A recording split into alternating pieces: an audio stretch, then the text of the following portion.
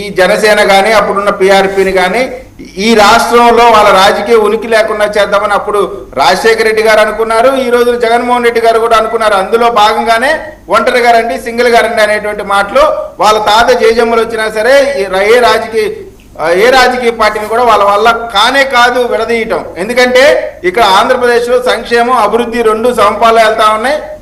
అధికారం కోసం కాదు, అభివృద్ధి కోసం అనేటువంటి విధానం, వినూత్నమైనటువంటి విధానం రాజకీయ పార్టీకి రావటం అనేటువంటి దానికి ధైర్యం కావాలి. కేవలం పదవుల కోసం ఎంపర్లు అనేటువంటి సార్ ఇప్పుడు తమిళనాడుకి ఆంధ్రాకి మధ్య ఏం వ్యత్యాసం ఉందో నాకు అర్థం కాదు. ఆడ పరిస్థితులు ఏడు పరిస్థితులు. అక్కడ రెండు బలమైన పార్టీలు ఉన్నాయి. ద్రవిడ పార్టీ. ఇప్పుడు మీరు పవన్ కళ్యాణ్ సపోర్టా? లేదు సార్, పవన్ కళ్యాణ్ సపోర్ట్ కదా సార్. ఇదంతా పవన్ కళ్యాణ్ ధైర్యం లేదు. బికాస్ అన్నకృష్ణ గారు కూడా పవన్ కళ్యాణ్ ధైర్యం లేదు, విజయ్ ధైర్యం ఉందంటున్నారు. పవన్ కళ్యాణ్ ఉండేటువంటి ధైర్యం ఈ ప్రపంచంలో ఎవరికి లేదు సార్. అంత ధైర్యం. ఎందుకంటే సాక్షాత్తు దేవుడు లాంటి ఎన్టీఆర్ ని వెన్నుపోటు పోసి చంద్రబాబు నాయుడుతో ఈ రోజు జత కలిపి రాజకీయం చేస్తాడంటే ఎంత ధైర్యం కావాలి పవన్ కళ్యాణ్ గారికి. అదేవిధంగా మా ఆయన దీపంలో సిగరెట్ దిగించుకుంటాడు అని చెప్పినటువంటి కుటుంబం నుంచి వచ్చి నేను దేవుడే లేనటువంటి వ్యక్తి ఈ రోజు నేను సనాతన ధర్మం చెప్పుకోవడానికి ఎంత ధైర్యం కావాలి. చెగువీర ఆశయ సాధన కోసం వచ్చి ఈ రోజు చెగువీర ఆశయ సాధన కోసం పార్టీ పెట్టి ప్రశ్నిస్తానటువంటి పార్టీ చతికిలపడి చంద్రబాబు నాయుడు దగ్గర చతికిలపడి ఎంత ధైర్యం కావాలి. పవన్ కళ్యాణ్ గారికి ధైర్యం లేదని చెప్పడం అనేటువంటిది పొరపాటు సార్. ఈ ప్రపంచంలో అతి ధైర్యమైనటువంటి వ్యక్తి అంటే అది పవన్ కళ్యాణ్ గారు సార్. సార్ వ్యాక్యూమ్ అంటున్నారు సార్. ఆ రోజు ఇక్కడ ఏడీఎంకే అధికారంలోకి వచ్చింది, తర్వాత డిఎంకే అధికారంలోకి వచ్చింది. మరో తిరిగి ఏడీఎంకేకి అధికారం కీయడానికి ఆ తిరిగి వ్యాక్యూమ్ ఉంది కాబట్టి ఇష్టం లేక ఒక ఆల్టర్నేట్ విజయ్ అనేటువంటి వ్యక్తి క్రియేట్ చేశారు కాబట్టి విజయ్కి ఇచ్చారు. అతను ట్రాన్స్పరెంట్ గా ఎవరితో సంబంధం లేకుండా వచ్చారు సార్. అదే విధంగా 2014లో చంద్రబాబు నాయుడు గారికి అధికారం ఇచ్చారు, 2019లో జగన్మోహన్ రెడ్డి గారికి అధికారం ఇచ్చారు.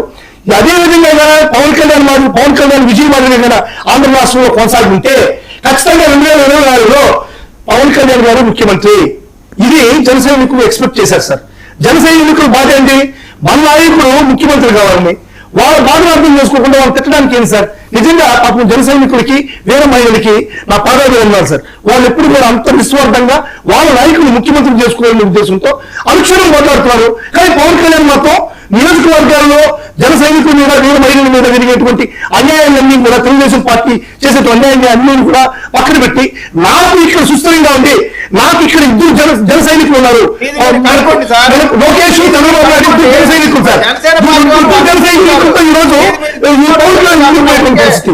దీని జన సైనికులు ఉంటే చాలా వరకు పవన్ కళ్యాణ్కి ఇంకేం జన సైనికులు అవసరం లేదు. ఆ జన సైనికులు ఇప్పటికైనా సరే వాళ్ళు మోసేటువంటి జెండా 10 జెండాలో 20 జెండాలో మోస్తున్నారు వాళ్ళు. అటువంటి జెండాలని కిందకి దించి మన పవన్ కళ్యాణ్ మన నాయకుడు మన నాన్న ముఖ్యమంత్రి కావాలని కోరుకుంటే కాదు నేను 15 సంవత్సరాలు నేను చంద్రబాబు నాయుడు గారి కాళ్ళ దగ్గర ఉంటాను, మీరేం నాకు చెప్పేది, నేను చెప్తే మీరు చెప్తే వింటానా, నాకు కష్టం నాకు తెలియదా, నేను 10 సంవత్సరాలు నడిగాను, బాగా మెలిగాను, ఆ తర్వాత ఇప్పుడు ఎత్తుక్కుంటున్నాను. నేను పార్టీ పెట్టింది ముఖ్యమంత్రి అవడానికి కాదు, ముఖ్యమంత్రి అవడానికి పార్టీ ఎందుకు రాజకీయ పార్టీ పెట్టారు సార్. ఇవన్నీ కూడా పవన్ కళ్యాణ్ ఆలోచించుకొని మాట్లాడారు సార్. ఆలోచించుకొని మాట్లాడారు సార్. సార్ కృష్ణాంజనేయులు గారు మాట్లాడతా పవన్ కళ్యాణ్ గారు ప్రశ్నించడానికి